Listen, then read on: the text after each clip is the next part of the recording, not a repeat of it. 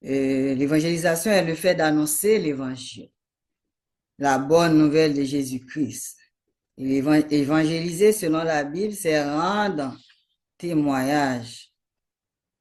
Et sujet encore, nous avons ce soir, c'est le même sujet. Pourquoi devons-nous annoncer la bonne nouvelle du royaume et devenir un gagneur d'âme?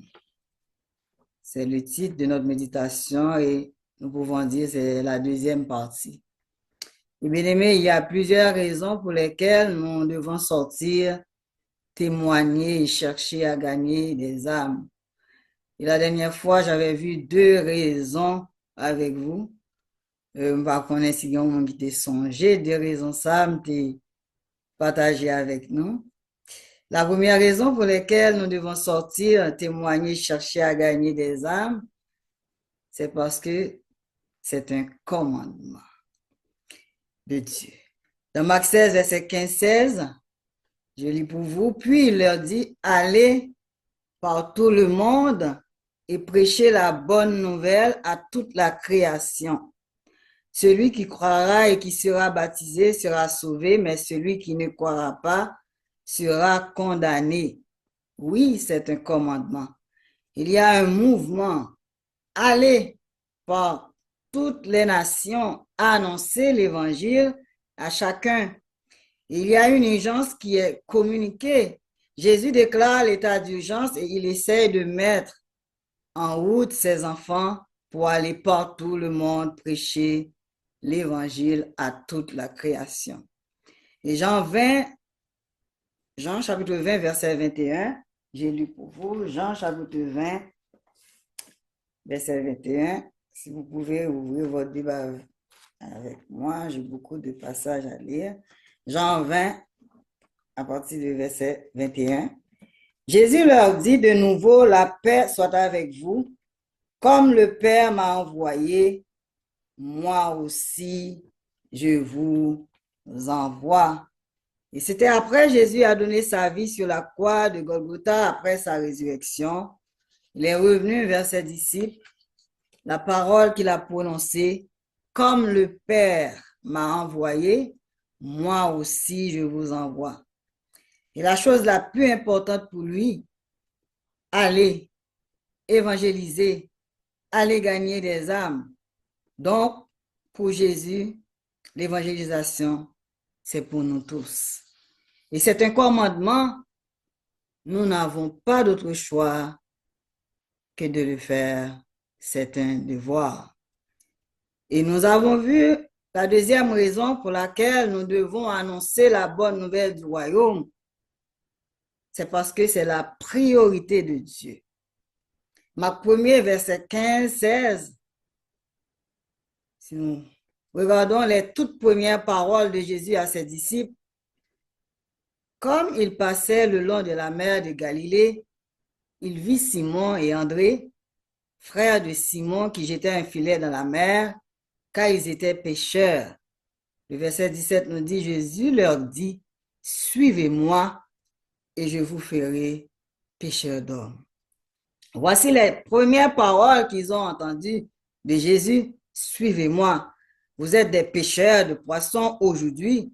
Si vous me suivez, je vous ferai pêcheurs d'hommes, c'est-à-dire des gagneurs d'âmes. Et ensuite, nous avons vu les dernières paroles de Jésus avant de quitter les disciples physiquement.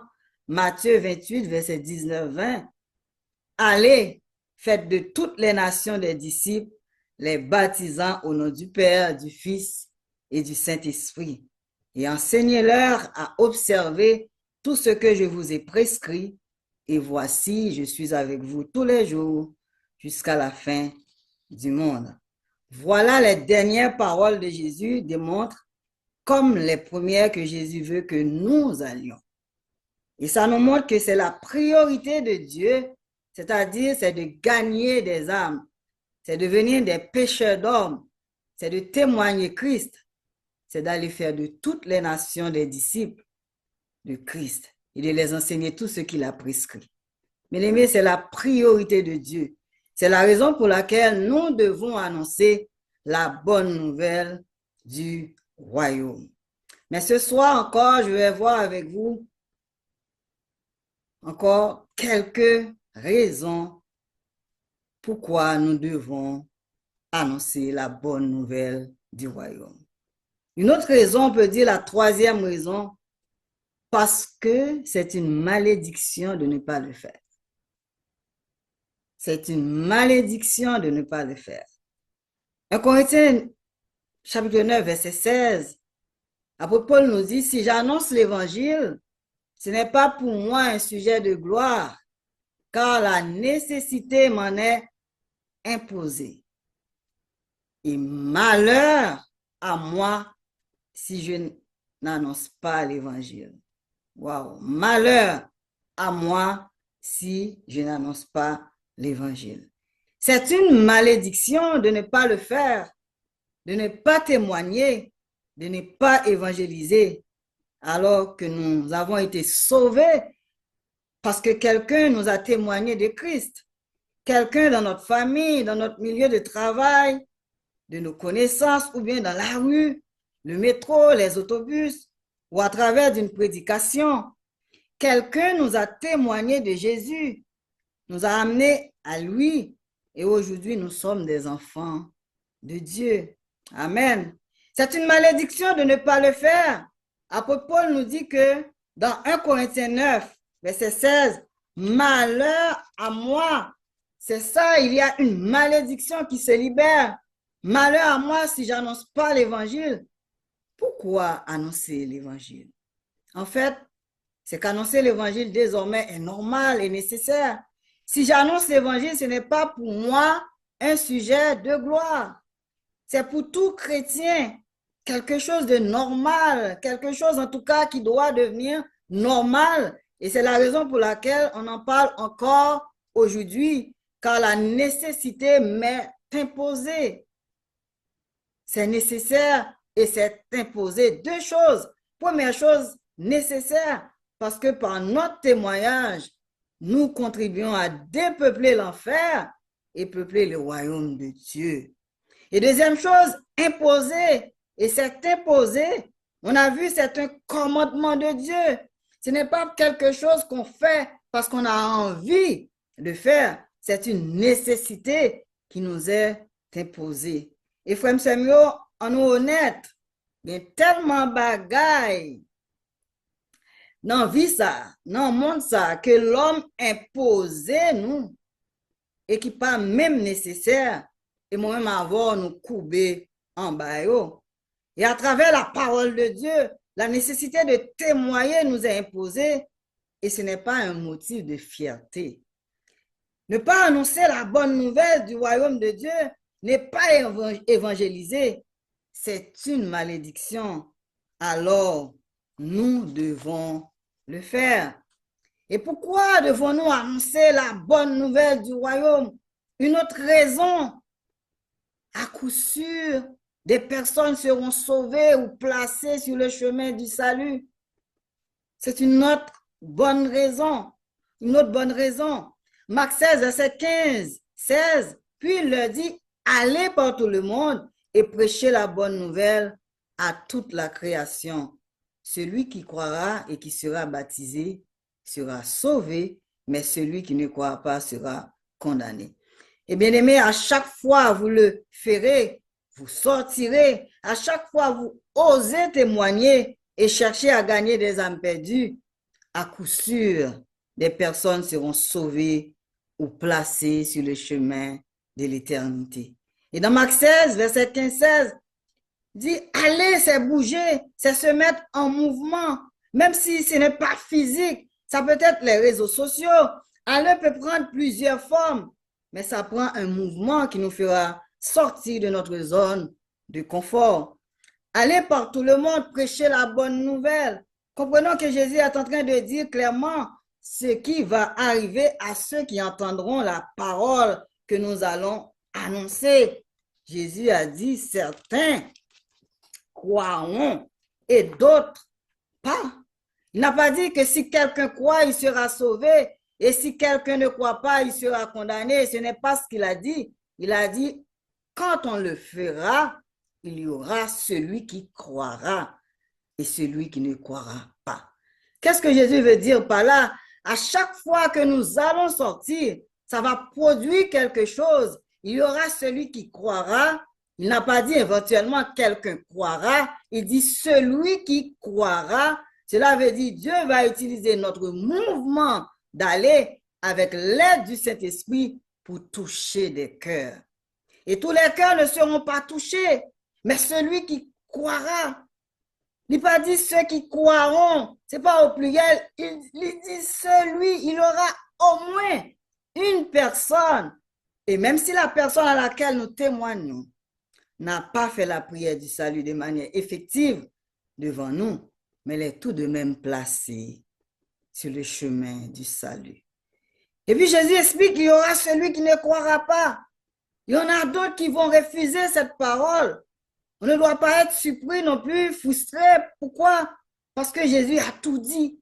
À chaque fois qu'on le fera, chacune de nos sorties d'évangélisation va produire un résultat déterminant.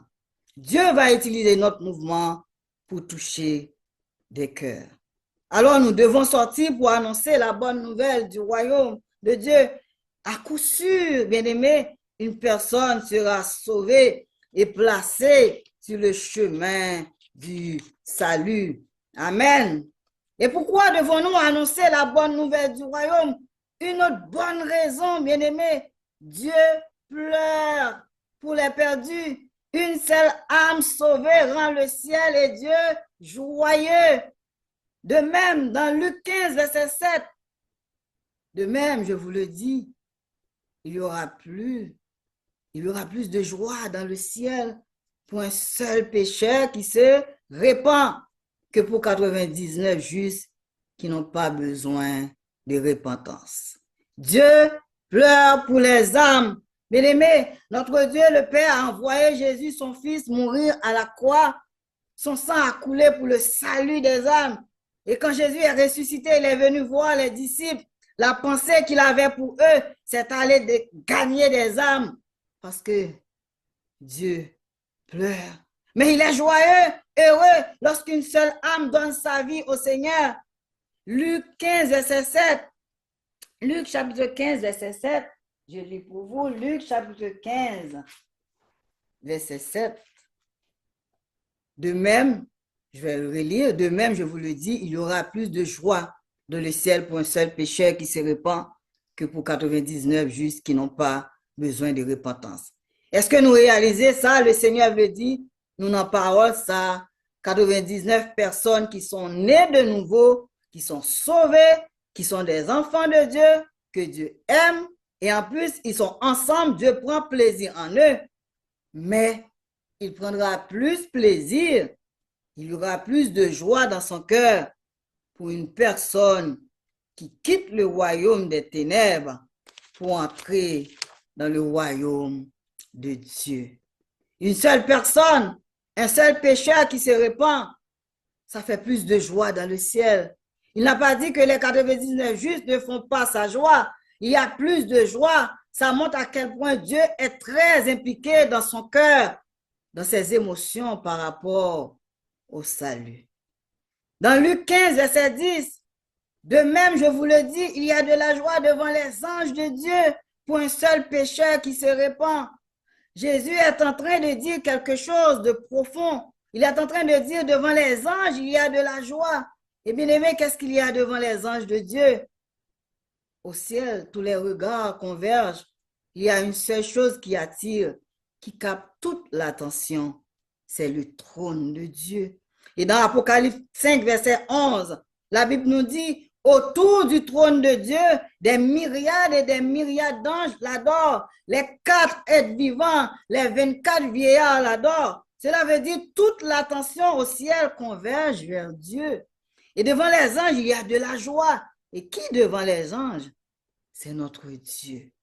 Et donc Jésus est en train de dire, il y a de la joie pour un seul pécheur qui se répand. Et cela veut dire, les anges voient une manifestation de la joie de Dieu. À chaque fois sur la terre, une personne donne sa vie. Une personne donne sa vie à Jésus. C'est Jésus-Christ nous voit, c'est la fête. C'est la fête.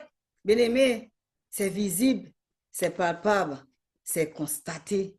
Une immense joie émane de Dieu pour chaque personne qui est sauvée.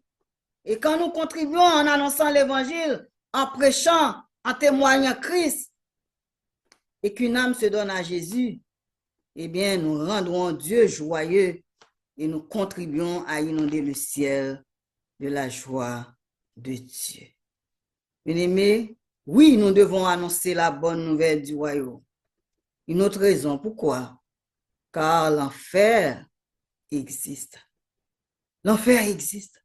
Hébreux 9, verset 27 nous dit, et comme il est réservé aux hommes de mourir une seule fois, après quoi vient le jugement. Toute personne qui meurt sans être réconciliée avec Dieu à travers Jésus-Christ va directement en enfer. Et la seule chose qui ouvre les portes du ciel, c'est d'être enfant de Dieu et d'avoir son nom inscrit dans le livre de vie de l'agneau. Dieu veut que nous allions, car la moisson est grande. Il faut des moissonneurs pour aller l'accueillir. Excusez-moi. Matthieu 9, verset 36-38. Voyant la foule, Jésus fut ému de compassion pour elle parce qu'elle était languissante et abattue comme des brebis qui n'ont point de berger. Alors il dit à ses disciples, la moisson est grande, mais il y a peu d'ouvriers. Jésus souligne le grand besoin d'ouvriers, des serviteurs et des servantes de Dieu pour participer à la grande récolte. Leur presse. Et bien aimé, yon moisson qui pas qu'à récolter à temps a perdu. Yon moisson qui pas qu'à récolter à temps a perdu. Et on a un exemple qui est très clair, un exemple simple de mon côté. Et pendant l'été, et puis, il y a un petit semaine, qui vient aider planter pois, haricots rouge et blanc, ou haricots, et puis, haricot a grandi, il pousse, fait des gros gousses. Et puis, en certain moment, Zami en vient de récolter pois, mais ils ont récolté un cas. Et puis, tout reste arrêté. Parce que, mon ante dit, il faut que il y ait quelques gousses qui pas mature, li quitter au vrai, maintenant quitter trop. Parce que tout feuille, quand on sèche, quand on jaune, et haricot, quand on gousse, quand on pouvait sécher, tomber, donc, nous t'es perdu en pile là-dedans. Parce que le récolte là, il était prêt, mais il n'est pas moissonné. Eh bien, ça montre nous, et c'est ça Jésus veut faire nous connaître.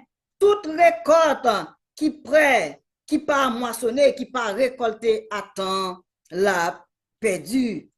Donc, yon moisson qui pas récolté, l'a perdu facilement. Il fait donc des ouvriers, des moissonneurs prêts à servir alors dans la moisson de Dieu, car le besoin est criant, bien-aimé. Le besoin est criant. Dans Jean 4, verset 35, 38, Jean chapitre 4, verset 35 à 38, Jean chapitre 4, verset 35, 38. Ne dites-vous pas qu'il y a encore 4 mois jusqu'à la moisson? Voici, je vous le dis, levez les yeux et regardez les champs qui déjà blanchissent pour la moisson. Celui qui moissonne reçoit un salaire et amasse des fruits pour la vie éternelle, afin que celui qui sème et celui qui moissonne se réjouissent ensemble.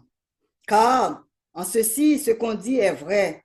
Autre est celui qui sème et autre celui qui moissonne.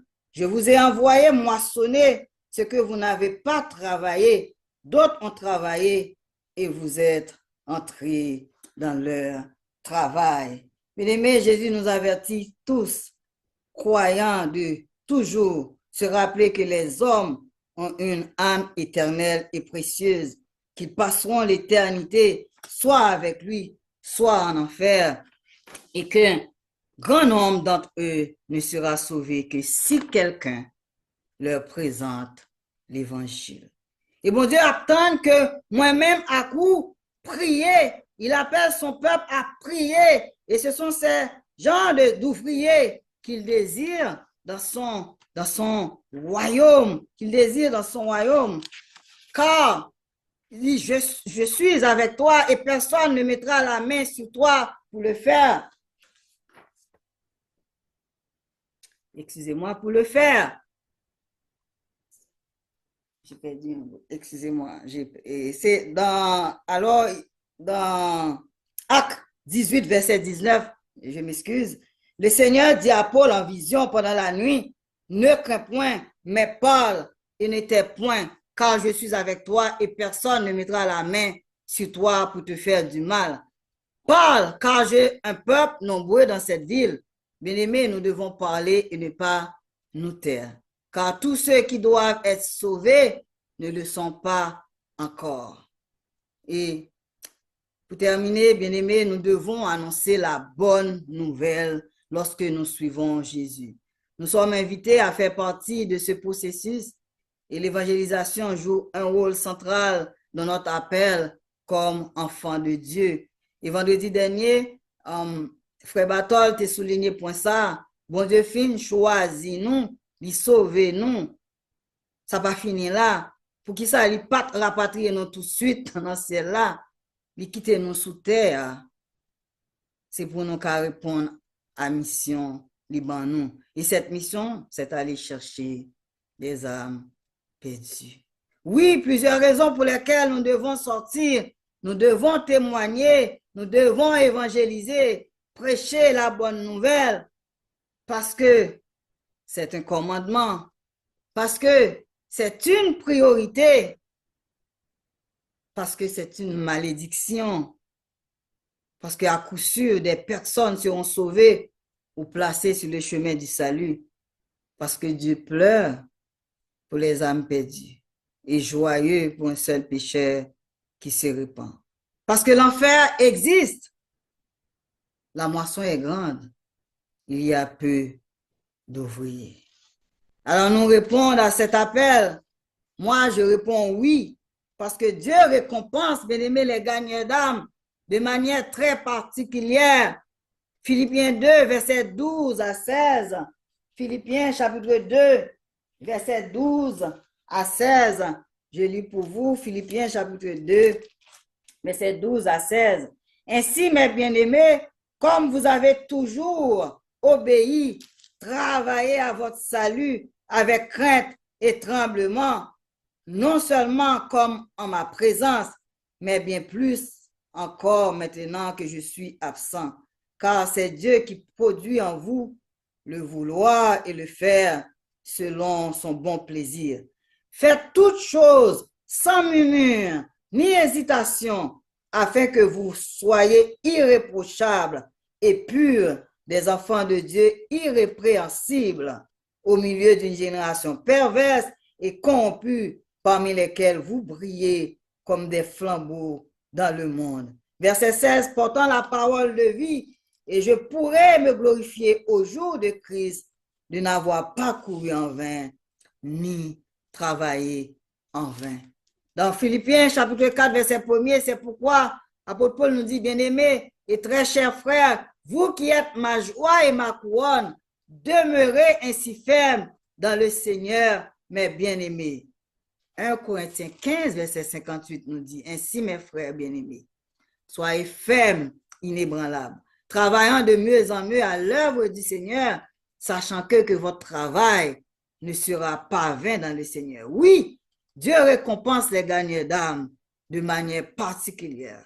Et c'est pourquoi il nous dit dans Matthieu 24, verset 14, cette bonne nouvelle du royaume sera prêchée dans le monde entier pour servir de témoignage à toutes les nations. Alors viendra la fin. Et bien aimé, la fin ne viendra qu'une fois que la bonne nouvelle du royaume aura été prêchée de façon adéquate dans le monde entier par la puissance et la justice du Saint-Esprit. Oui, nous avons le pouvoir de rendre le ciel joyeux. Quelque chose qui passe sur la terre provoque une réaction dans le ciel. Et ça, c'est possible. Si vous et moi sortons, si vous et moi témoignons, si vous et moi évangélisons. Et que la grâce de Dieu capte notre cœur pour que nous puissions réjouir lorsqu'une âme est sauvée et de ne pas se sentir à l'aise tant qu'il y a des personnes qui sont encore en voie d'aller en enfer ou sur le chemin de l'enfer. Oui, auteur chant dit, dois-je partir les mains vides pour le séjour éternel et quitter ces lieux arides sans une âme pour le ciel. Oui, faut-il que les mains vides, je rencontre mon Sauveur et quitter ces lieux arides sans une âme pour le ciel. Et il y a un autre auteur chant qui dit, m'a chanté si on connaît qu'à chanter avec, c'est 96, mélodie joyeuse qui dit, levez les yeux sur tout le vaste monde, vers les pays où règne encore la nuit. Jésus attend que quelqu'un lui réponde, Seigneur, j'irai conduit par ton esprit. Bien-aimés, venons, sortons de notre zone de confort. Allons, proclamons et annonçons la bonne nouvelle du royaume de Dieu. Que le Seigneur vous bénisse.